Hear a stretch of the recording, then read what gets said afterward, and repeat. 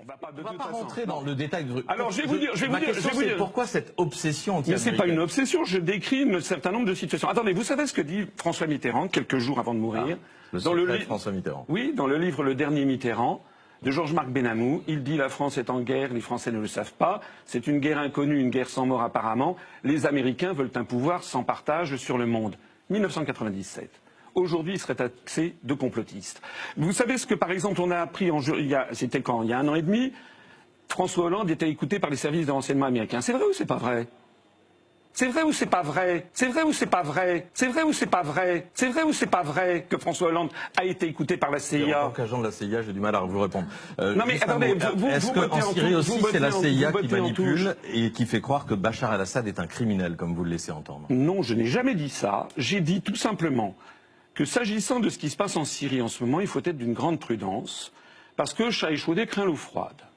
Je rappelle qu'en 2003, paraît-il que Saddam Hussein avait des armes de destruction massive. On avait même vu Colin Powell, le secrétaire d'État américain, agiter une fiole avec le bacille du charbon en plein Conseil de sécurité des Nations Unies. Attendez. Il y a des morts, mais attendez, des enfants morts. Laissez-moi parler.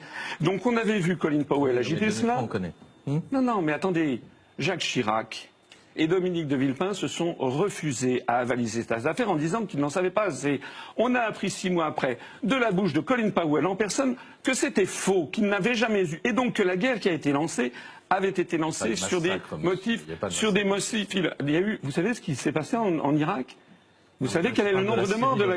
Eh bien alors, sur la Syrie, il y a eu l'affaire du massacre de la Ghouta. Mais je ne suis pas là pour défendre Saddam Hussein ou Bachar el-Assad ou Kadhafi. Vous donnez, voilà. Non, mais vous donnez l'impression de défendre le régime de Washington, excusez-moi de le dire. Je vous l'ai dit, je suis payé par la CIA. Ah, c'est possible, j'en sais rien. Mais c'est la vérité. Bon. Eh bien écoutez, vous savez pas. Non, je ne sais pas.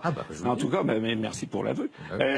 Moi, ce que je vois, c'est que le massacre de la Ghouta en 2013, en avril 2013, en août 2013, a été attribué immédiatement au régime syrien.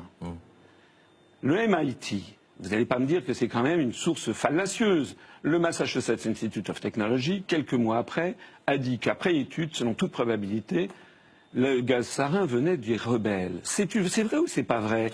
C'est la vérité. Il y a même eu le magazine Le Point qui a fait un article là-dessus. Donc, je suis obligé de dire que lorsque l'on a une nouvelle information comme celle qui est là, moi je ne dis, j'écoute.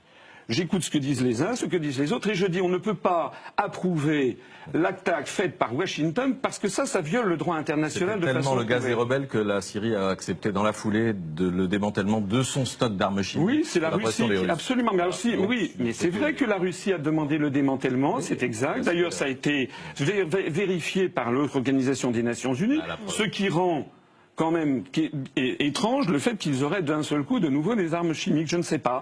Moi, je ne sais pas. Et je dis en tout cas que l'on ne peut pas entraîner la France dans une guerre avec, au bout du compte, derrière nous, derrière éventuellement la Syrie, la Russie qui est la 2e puissance nucléaire mondiale.